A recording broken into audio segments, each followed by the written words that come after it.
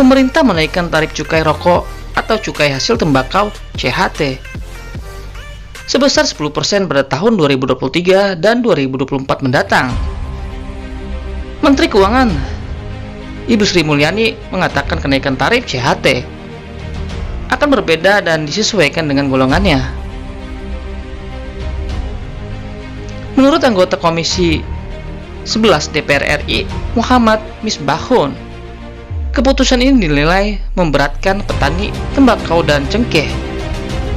Menurutnya, dalam 3 tahun terakhir, kenaikan cukai rokok cukup eksesif. Secara kumulatif, hal ini berimbas langsung pada petani. Tingginya tarif CHT akan membuat perusahaan mengurangi produksi yang secara tidak langsung mengurangi pembelian bahan baku, padahal 95% tembakau yang dihasilkan petani untuk bahan baku. Ketua Umum Kamar Dagang dan Industri Indonesia, Arsyad Rashid, meminta Ibu Sri Mulyani memberikan bantuan insentif kepada pengusaha. Sebab tantangan industri rokok sudah cukup berat. Saham emiten rokok berjamaah usai cukai naik 10%, masih bisa cuan. Senin, 7 November 2022, saham emiten rokok terkena sentimen negatif usai kenaikan cukai hasil tembakau CHT. CHT atau cukai rokok naik 10% untuk 2023 dan 2024. Sehari setelah diumumkan Menteri Keuangan Ibu Sri Mulyani Indrawati, sejumlah saham seperti Sampurna, Gudang Garam, Bismillah, Inti Makmur, dan Indonesia Tobacco kompak merah. Lantas bagaimana prospek saham emiten rokok ke depannya? Direktur Anugerah Mega Investa Mahans Kuei mengatakan kenaikan CHT akan menekan saham emiten rokok, apalagi dunia dihadapkan pada tantangan resesi pada tahun 2023. Biasanya sih industri rokok setiap kali kenaikan dia bisa melaluinya dengan menaikkan harga kepada konsumen. Tapi tentu kali ini agak sedikit ada masalah, gangguan karena dunia itu memasuki periode resesi, katanya kepada Detik.com dikutip pada Senin 6 November 2022. Adanya ancaman krisis membuat masyarakat akan mengerem konsumsi rokok mereka. Hal ini yang menjadi tantangan dan menyebabkan saham-saham rokok mayoritas terkoreksi turun. Kan kalau resesi ada peluang orang mengurangi konsumsi, jadi industri rokok pasti kena. Kalau tidak ada resesi, kenaikan cukai itu bisa di-stroke fast kepada konsumen dengan menaikkan harga. Tapi kalau sekarang emiten rokok nggak bisa cepat, ungkapnya. Terkait apakah saham rokok masih bisa memberi cuan, Hans mengungkapkan nada pesimis. Ia menyarankan tidak investasi di saham rokok dan memantau perkembangannya hingga tahun depan. Tentu sekarang negatif ya posisinya, better. Si investor juga jangan ambil industri rokok dalam sementara. Tentu melihat perkembangan sesudah cukai naik, apa ada dampak signifikan ke perusahaan. Tahun depan kita lihat posisinya seperti apa, ujarnya. Hans Kuei bahkan menyarankan investor yang sudah masuk ke saham emiten rokok untuk keluar. Pasalnya saham-saham rokok mulai menurun. Alternatifnya investor bisa beralih ke saham emiten energi. Kondisi Eropa yang mulai masuk musim dingin diprediksi memberikan dampak positif. Kalau bisa keluar dulu ke investasi lain, sekarang kan musim dingin ya di Eropa. Mulai masuk musim dingin. Komoditas kemungkinan masih akan cukup bagus. Ini bisa menjadi pilihan rokok yang harus keluar dulu, pungkasnya. Cukai rokok langsung naik 2 tahun, DPR tagih penjelasan pemerintah. Artikel Muhammad Wildan pada Senin 7 November 2022 pukul 10.15 waktu Indonesia Barat.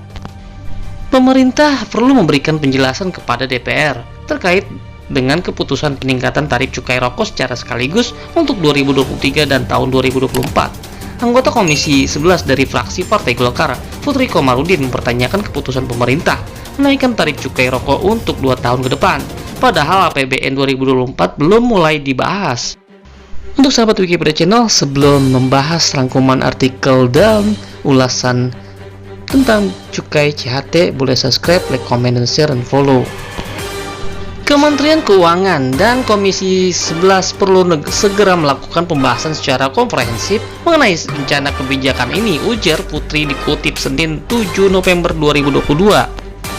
Bagaimanapun, tarif cukai rokok perlu dibahas bersama dan disetujui dengan DPR. Sebelum ditetapkan, hal ini telah diatur pada pasal 5 ayat 4 Undang-Undang Cukai. Pada ayat tersebut telah ditegaskan bahwa target cukai pada RAPBN dan alternatif kebijakan dalam optimalisasi penerimaan cukai perlu dibahas bersama DPR.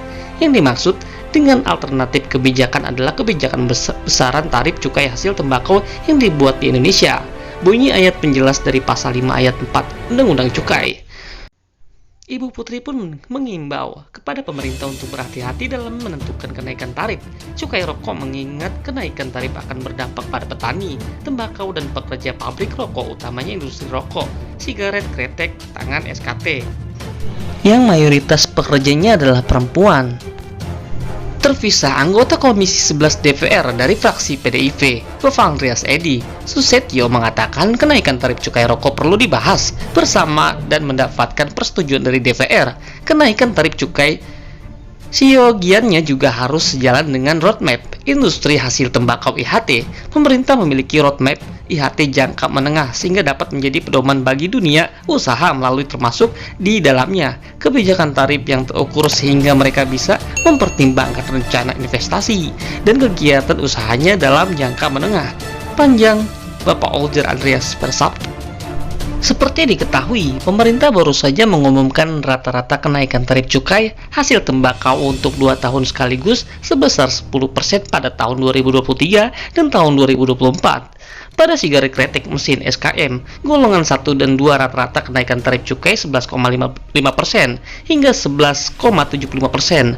Untuk sigaret putih mesin SVM, golongan 1 dan SVM 2, tarif cukai naik 11% hingga 12%. Lalu untuk sigaret kretek tangan SKT golongan 1, 2, dan 3, tarif cukai naik 5%.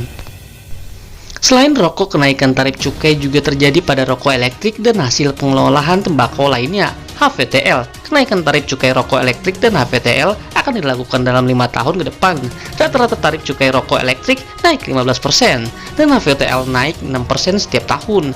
Menurut Wakil Menteri Keuangan Ibu Syahyesil Nazara, kenaikan tarif cukai rokok secara sekaligus untuk tahun 2023 dan tahun 2024 diperlukan untuk memberikan kapasitas bagi masyarakat.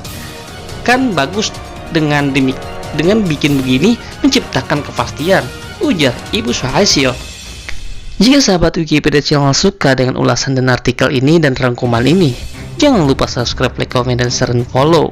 Sampai berjumpa kembali di daftar Wikipedia Channel selanjutnya. Sampai jumpa.